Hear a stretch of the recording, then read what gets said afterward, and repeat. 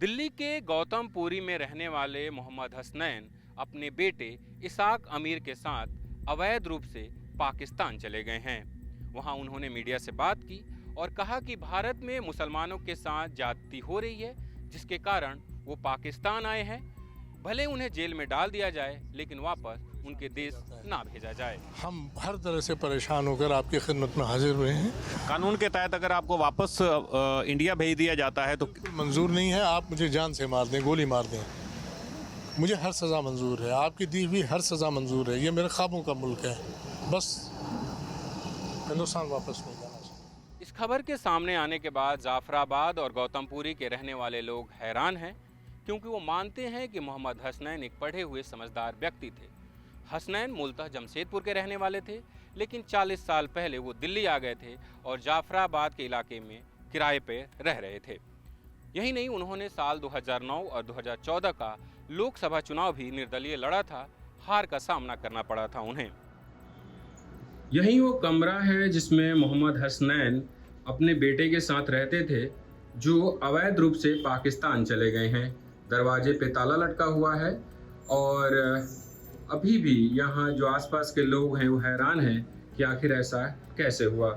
उनके कुछ पड़ोसी, हम उनसे बात करेंगे, जानने की कोशिश करेंगे कि आखिर उनसे हसनैन ने क्या बताया था। सर, आपका नाम क्या है? मोहम्मद आज़ाद खान। वो आपके पड़ोसी थे जी। कब गए यहाँ से और क्या बता कर गए थे? ये यहाँ से बता के गए हैं कि हम जा रहे हैं वो हुआ क्या बोलते हैं अबू धाबी, दुबई। वहाँ हमारे बच्चे का जो है कि नौकरी लगना है। 10 तारीख को उनका जो है इंटरव्यू है और वो जो है कि नहीं वहाँ रहेंगे। और उनके वालिद साहब ने कहा था कि हम 15 तारीख को वापसी आ जाएंगे। बस इतनी बात हुई है। आपको कब पता चला कि वो पाकिस्तान चले गए हैं?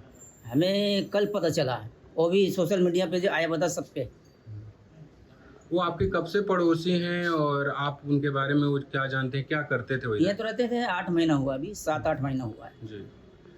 क्या काम करते थे, कैसे व्यक्ति हैं? व्यक्ति तो बहुत अच्छे हैं, बहुत लायक हैं, बहुत पढ़े लिखे अच्छे आदमी हैं। पूरा मोहल्ला उनको जानता है। कोई फालतू काम नहीं उनका।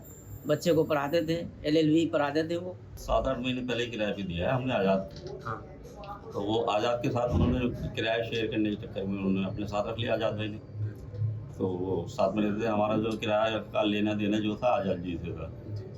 तो वो दोनों साथ ही आए थे, आज़ाद और वो? हाँ, साथ आए थे। हमसे बात करी थी आज़ाद ने, और हमसे किराए पे भी जो लिया था वो आज़ाद नहीं लिया। आप उनको जानते थे पहले से? हाँ, वो नामी हस्ती है। चुनाव लड़ा है, लोकसभा का 2 बार चुनाव लड़ा है। उनके बहुत सारे यहाँ पे कम से कम 1000 लोग हैं जो उनके पढ़ाए हुए लड़के हैं, वकील हैं, एडवोकेट हैं, सारे के सारे। और मशहूर आदमी है, पेपर भी निकालते हैं वो, और सोशलिस्ट आदमी है, सबकी हेल्प करने वाले आदमी हैं। लेकिन जो अब हुआ, वो पाकिस्तान चले गए और वहाँ से जो कुछ बोल रहे हैं, अब या तो वो दिमागी तौर से कोई डिस्टर्ब रहे हो या उनके दिमाग में क्या चल रहा हो, इसके बारे में हम तो बता नहीं सकते। कि वैसे तो कभी किसी से गली में किसी से कोई लड़ाई झगड़ा या किसी से बदतमीजी से बात करना, ऐसा कभी भी कुछ नहीं हुआ। वो तो नॉर्मली रहते थे और बहुत ही अदब के साथ बात करते थे। मैं 6 साल से जानता था उनको, मैं स्टूडेंट था उनका। आप उनके साथ चुनाव भी लड़े हैं? क्या चुनाव लड़ा था आपने? निगम पार्षद का। तो अब जो पाकिस्तान गए हैं, वहाँ से जो कुछ कह रहे हैं, आप 6 साल से जानते हैं उनको, आप उनकी बातों को कैसे देखते हैं, जो कह रहे हैं या जो कुछ वो बता रहे हैं? बाकी तो आपके सामने जो हो रहा है हिंदुस्तान में तो दिख ही रहा है। लेकिन जो उन्होंने बताया कि जी हमें जान से खतरा था एजेंसियों से, तो वो तो खुद बता रहे हैं अपने इंटरव्यू के अंदर कि हाँ जी हमें खतरा था। ये बातें तो मुझे नहीं पता थी, ना इतना मैं क्लोजली था कि उनकी कोई पर्सनल बातें पता थी मुझे इतनी। बाकी यहाँ सब जानते थे उनको जी, वो पढ़ाई करते थे, पढ़ाते थे बच्चों को। उनके परिवार में कौन कौन था? बस दोनों, एक बाप थे एक बेटे थे। अच्छा, बाकी परिवार के बारे में ये सुना था कि उनकी वाइफ मतलब डिवोर्स हो चुका उनका पहले। अब कितने बच्चे थे, कहाँ रहती हैं, क्या था, ये कुछ नहीं पता। क्या करते थे वो? वो जो है बच्चों को पढ़ाते थे जी। सर जी, LLB का पढ़ाई पढ़ाते थे। अच्छा। बस जैसे यहाँ पे लोग मुझे बता रहे हैं कि वो वकालत के छात्रों को पढ़ाते हाँ थे। बिल्कुल। मतलब आप थोड़ा बताएं कि क्या पढ़ाते थे, क्या होता था, आप लोग जाते थे तो? नहीं, उन्होंने खाली बस मोटिवेट कर दिया कि हाँ जी आपको फॉर्म भरना चाहिए BLLB का, कुछ ना कुछ, चाहे इंजीनियरिंग करें आप, कुछ भी करें, लेकिन पढ़ाई करें आप, बस यही चीज़ें होती थी। बाकी इंग्लिश वगैरह पढ़ाया करते थे बच्चों को, LLB का BLLB का पढ़ाया करते थे, एजुकेशन वगैरह। तो उनके परिवार में वो और उनके बेटे थे, तो खाना पीना आप लोग कराते थे कि? नहीं, कभी ऐसा होता था कि जो है कि नहीं, बच्चे जो यहाँ पढ़ने के लिए आते हैं वो खाना पीना लेके आते थे, और कभी जो है नहीं लेके आए तो उन्होंने कहा भाई रोटी बना दीजिए, तो हम लोग बना देते थे, ये हिसाब था। आपका उनसे परिचय कितने साल पुराना है?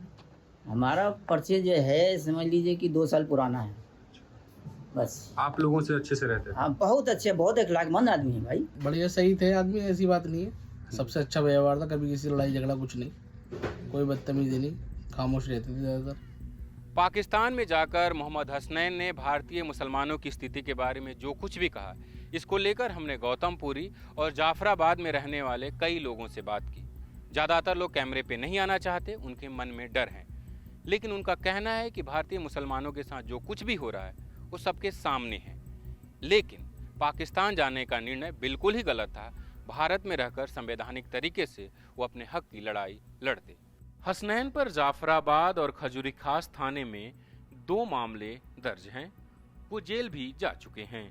साल 2012 में जब म्यांमार में रोहिंग्या मुसलमानों को लेकर विवाद शुरू हुआ और वे वहां से निकलकर आसपास के देशों में शरण लेने लगे, तब हसनैन ने पोस्टर छपवाया था और प्रदर्शन किया था, जिसके बाद 19 अगस्त 2012 को उन पर जाफराबाद थाने में एक FIR दर्ज हुई। 220/12 नंबर के FIR में उन पर भारतीय दंड संहिता की धारा 153 AB के तहत मुकदमा दर्ज हुआ।